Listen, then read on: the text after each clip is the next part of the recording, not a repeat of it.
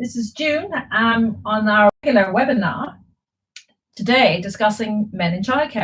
And I have with me Gary Simpson, who has worked at Leaf for a very long time and in fact was our first chair of men in childcare, I think back in 2012. It was, yeah. Yes.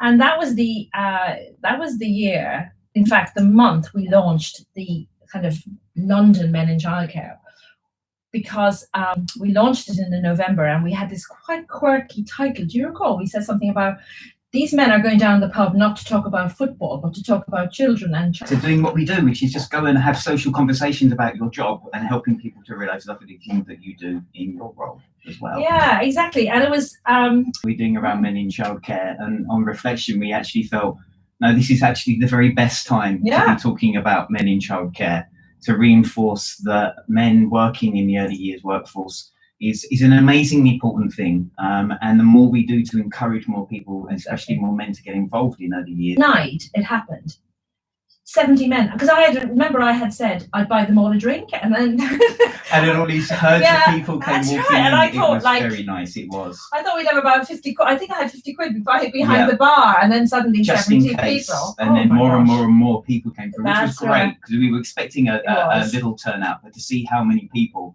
actually wanted to kind of connect was really was fascinating. And also we didn't have to buy them a drink because they were very sensible and bought themselves a drink.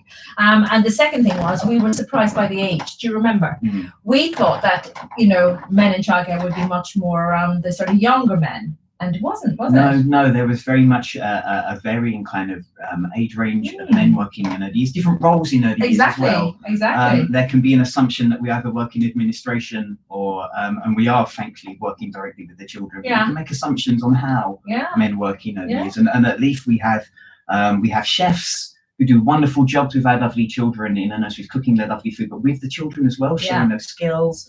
So there's people across all of our organisation that kind of make that contribution. That's absolutely true. And in fact, I think the average age of the chaps that turned up that night was about 36, which surprised us. And I think since then, other people have done quite a lot of work on men in childcare. And there are some very excellent books to be. Opportunity that's come up, or they've decided they want to do something slightly different and make a different contribution. And early years has appeared before them, and we need that to happen so much more. Yes. Not only for men in early years, but we need more wonderful people working in early years. So the more we share about the importance of bringing in both that element of that contribution that we can all make, and support that, the better.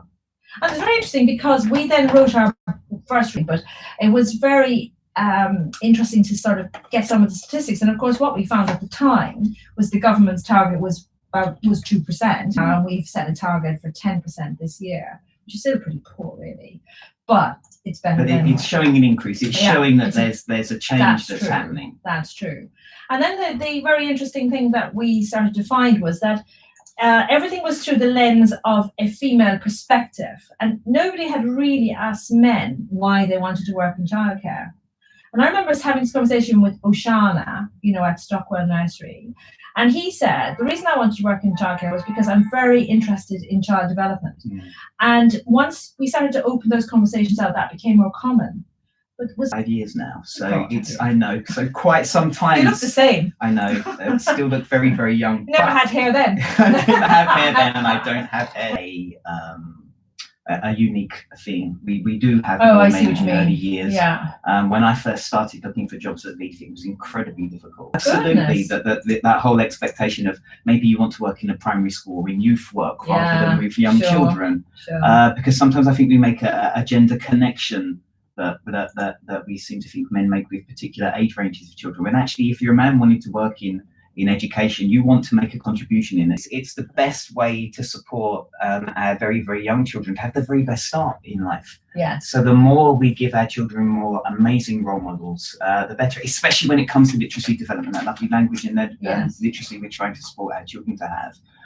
They need to see lots of male role models, reading, singing, dancing, to support children to really be involved and engaged. Because that's absolutely true, isn't it? That boys still tend to fall behind on the literacy, and it doesn't sort of stick in the same way as it does with girls. So you're perfectly right about boys outside, boy props, and I don't mean that in a sort of sort of gender way, but things that make more sense to them, and are of greater interest to them, but also men in all the caring roles. And I think there's a very nice poster. I think I still sometimes use it. It's probably quite old now, but Ricky in both cases, interestingly, it was Ricky knitting with the children, and I was thinking, if you went back in history, you'd find fishermen used to knit, and so it's not actually just a female thing. It actually was a sort of non-gender activity.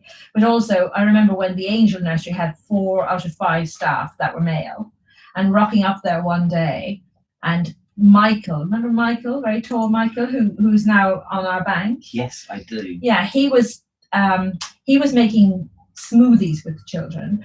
Ricky was plaiting a child's hair because it had all come undone. And then the other 2 staff were just doing what you might expect, the kind of normal sort of teaching engagement type thing. But it was very interesting. And we were very surprised how supportive parents were when 5 of 5 staff, 4 were male. And of course, it was very interesting for the female member of staff to be in a different dynamic as who you are, which is something that our report said a great deal. That whole element of children will go to adults who they can gain something from, who can get that support. That happens to be a man or a woman. Well, that actually would link to how much engagement you're giving, how much support that you provide, and how good you are, how good you are. Yeah. That whole element of being a performer, making that lovely, engaging kind of element of involvement. And then you've got lovely, lovely children who are going to absorb you like a sponge because of what you're doing and how you're doing it. Yeah, sure. So to walk into that environment and see all of those, lots of different people from our community coming in and giving them lots of different enrichment opportunities. Do you know, we often get asked questions, I guess because we've been quite vociferous about the Men in Childcare thing, and I think we've been quite brave and led the campaign, which, as I say, is great because there are other big campaigners out there now. And when we set up the Men in Childcare, we were the first, but now there's Southampton and York and Bristol and let's hope the whole of the world.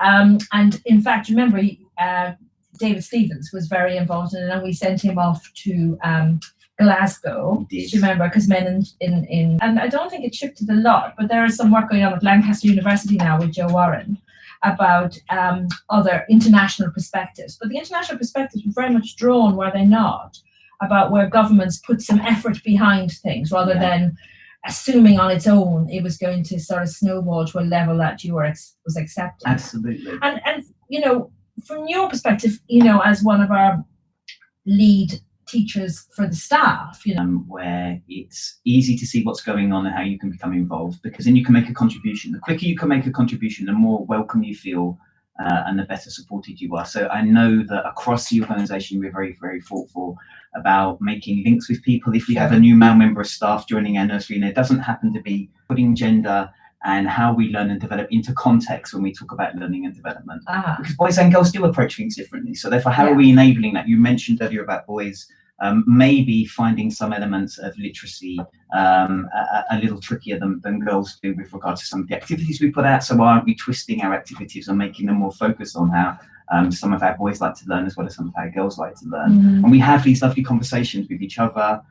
We draw our... So are we doing anything with the male apprentices? Well, I mean, we've run apprentice programs here for such a long time. And we've always seen it as a big contributor, really reflecting on those issues that we have in the sector at the moment with being recognised as a man in early years, how we can kind of share the learning. You miss a trick if you have them with your captive audience.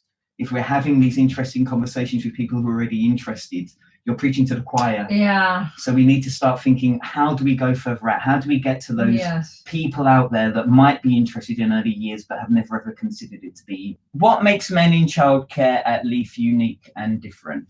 I suppose, well, what makes it unique and different for us is that element of supporting each other and recognising the support that we give.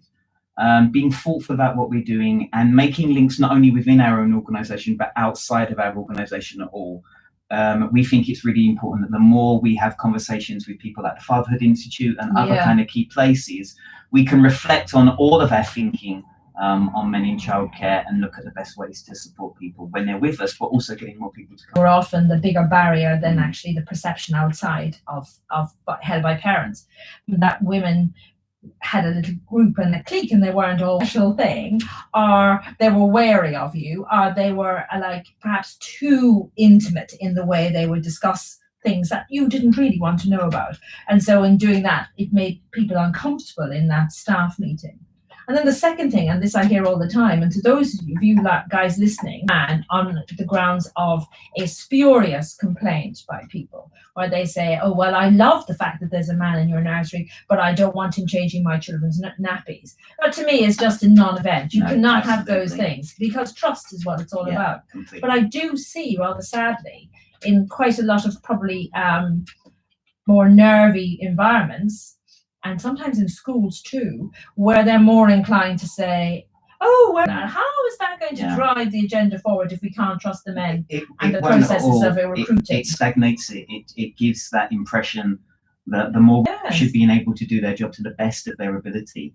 I would agree. And we need to be mindful that we don't filter some of the decisions that we make through an unintentional gender filter. Yes. Because with the best of hearts, sometimes we don't make the best of decisions because we're too anxious about what actually is our point, and our point should be championing the effectiveness of early years care and what that looks like and how rich that can be. Well, I mean, let's just pull that back out then. Let's just strengthen that again for anyone listening. Is that why do you have Men in Childcare? Well, because one, gender balanced workplaces are better for everybody. Two, the world is actually made up of men and women, so that seems a kind of an important factor for children who should be attending places that have got both male and females in them. Three, there are a lot of male teachers in primary school and no one seems to get worked up about that. Very true. And four, what people do is they fixate on the care element of pedagogy, when in fact we know, as you pointed out earlier, that care is woven into quite a lot of the teaching, and that actually you can't just think of it as a separate thing. It's interconnected in how we deal with it, and then children will benefit from male and female teachers and will choose the best ones to support some of their learning. We've seen that in our own research, the old Sarans, really. I mean, they were pretty clear in their statements. Very much so. Yeah, no pressure whatsoever. Not at all. If you're not good enough, you're not good enough. But they were bold and direct. Absolutely. What you give to us is what we will be drawn towards. So how we enable that to happen is really important, especially when we're considering about that role. Early years is an amazing place to enable and support our children's development, their learning opportunities, their socialization. And I think it's a bit more deep than I thought it was. It's certainly much more meaningful than I kind of gave it face value to. And maybe this is something that I want to make a contribution to, because I think that care element of what we do sometimes can be very, very much misunderstood. I agree with you. And that's why you're sitting right there next to the LEAF pedagogy rope, absolutely, which has got the 7 strands. Most definitely. We've always had 7 strands. Yes. And they all matter entirely. And if one is missing, then it's not going to work completely. For us. If we look at development as holistic, we need to look at it as our pedagogical approach as holistic as well. How do we weave everything together to make it rich?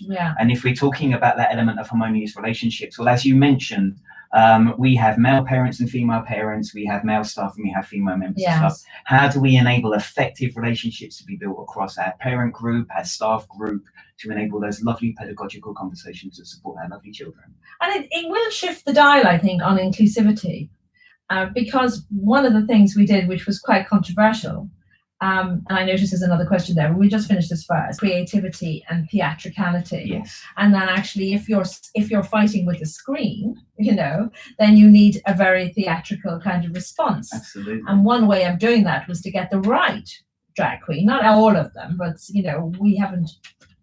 we've got much better at choosing the right kind of storytelling experience in its whole sense. And we're very lucky. We're in the middle of London. We're in one of the most diverse cities in the world. To not celebrate that diversity and to bring that into what we do would be a disservice to our children who experience it, whether it's part of our approach or not. Because our lovely children see all types of people in their communities, and the more we support that being part of their experience in nurseries, we build that better community cohesion. I absolutely agree with you, and prepare them for the future that we don't know how it's going to look, but it's very global for sure. Absolutely. I noticed another question there, and I'm just wondering about time, because we have to kind of not run over so everyone was bored stupid and their tea has gone cold. No, apprenticeships are amazing ways of supporting people not only to get back into learning, but get into the workforce as well. I would always recommend going for the apprenticeship role and completing an early years apprenticeship. Like we mentioned earlier, we are doing a early years apprenticeship with a drive for men in early years at the moment.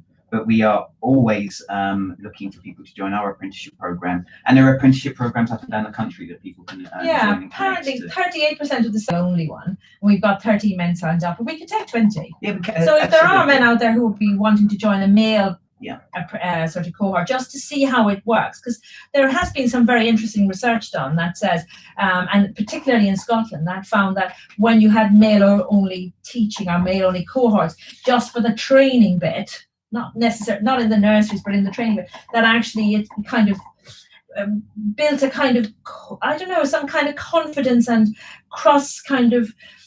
brave thinking that sort of prepared them more. And I know Alice Sharp did a really interesting piece of work, I think funded by the Scottish government, on dads, and where she had the male-only conference. Did I not send you guys? Yes, it was very, very interesting. It was really good hearing reflections from lots of different people, their own experiences, what's brought them into early years, and what they've got out of that, and then sharing their wisdom with others as well, so that we're helping that next generation of men in early years kind of be part of that process. So there are career opportunities with regards to qualifications, but looking on our website and other websites with regards to men in early years and making links with community groups is a really, really good way to be connected, because there are lots of us who might work across different organizations, but we want to bring that good conversation about effective early years outside of individual settings and have a more collaborative approach. Yeah, I think to do that before, but maybe we have to move further on that.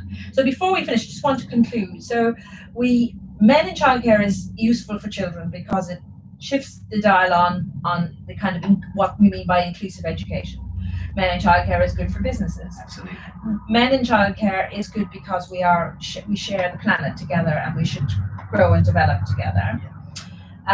Men in Childcare is particularly useful at the moment when we have a recruitment crisis, and it would seem pretty stupid to ignore half the population when you're looking for people who are interested in working with children. Absolutely. The majority of reasons that men work with children is effectively they're interested in child development. Absolutely. So they should surely shape up into good teachers. Perfect opportunity to come into a nursery and see child development in practice and see how you can make a contribution.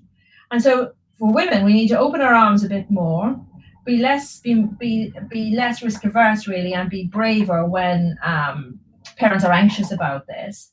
Test some ideas, whether it's drag queen story time or other ways of doing things, to look at things differently. And this is not necessarily about Men in Childcare. It's about creating structures that provoke conversations that raise and expand people's personal views around inclusivity and the value of diversity to us taking forward a global sort of village world. Absolutely. Any top tips you want to leave anyone with? And I know one of the key questions always is, well, men won't come into childcare because we don't pay them enough, which really irritates me. I'm not going to answer that question, because what does that mean for women? Does that mean we shouldn't pay them either? The welcoming environment. Make sure that you are being clear with regards to your opportunities, where you're advertising for roles and places.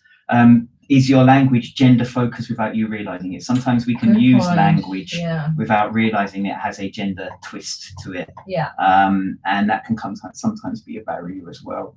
So those throwaway everyone is in a nursery, and seeing everyone's contribution. And the more you enable that to happen, the more we'll build on our early years workforce, and the more of us who say, as you rightly say, reflecting on that whole element of a workforce that we have not really touched on, giving an opportunity to join us, which is men in early years. Well, on that note, thank you, Gary. You're welcome. Been a pleasure. Thank you. That's it. That's it. Is it off? I am so sorry. My brain is just kind of